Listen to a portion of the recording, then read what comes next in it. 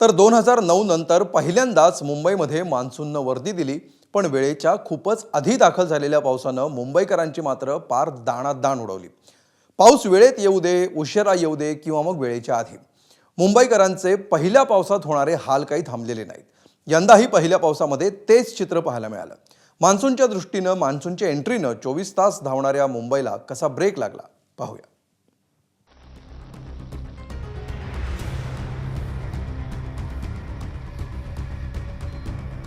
सर्वसाधारणपणे जून महिन्यात वर्दी देणारा पाऊस यंदा मुंबईकरांच्या दारात मे महिन्यातच दाखल झाला।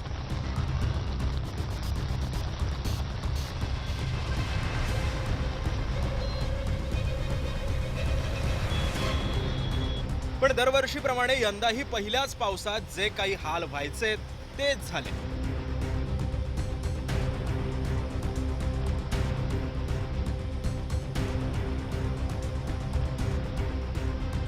सर्वात पहिला फटका बसला तो म्हणजे मुंबईची लाईफलाईन लोकलला।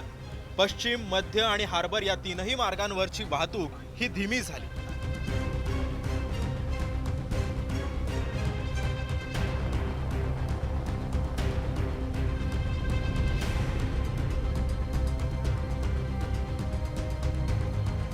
पावसात मुंबईची तुंबई झाली नाही असं होणारच नाही। मुंबईच्या किंग सर्कलसह अनेक भागात पाणी साचलं, त्यामुळे वाहतुकीचा खोळंबा तर झालाच, पण नागरिकांनाही पाण्यातून कसरत करत वाट काढावी लागली।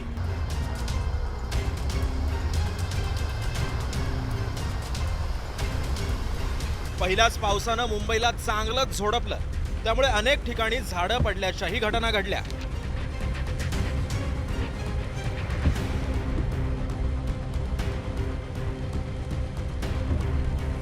मुंबईच्या काही सखल भागामध्ये नागरिकांच्या घरातही पाणी शिरलं। मुंबईच्या माहीम परिसरात तर एका इमारतीचा भाग कोसळल्याचीही घटना घडली, तर मलबार हिल इथं संरक्षक भिंतीचा भागही कोसळला।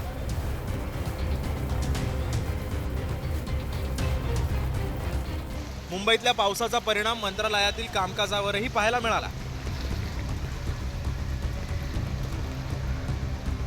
मुंबईमध्ये रेड अलर्ट जो आहे तो जारी करण्यात आलेला आहे। पाहतो आपण मंत्रालयातलं हे दालन आहे आणि मंत्रालयामध्ये अधिकारी कर्मचारी जे आहेत ते आपल्याला पाहायला मिळत नाहीत, कारण बरेच अधिकारी कर्मचारी जे आहेत ते पोहोचलेले नाही आणि उर्वरित जे आलेले होते ते सगळे जे आहेत ते घरी निघाले आपल्याला पाहायला मिळतं। त्यामुळे मंत्रालयाच्या कामकाजावरती जो आहे तो परिणाम झाला आपल्याला पाहायला मिळतोय।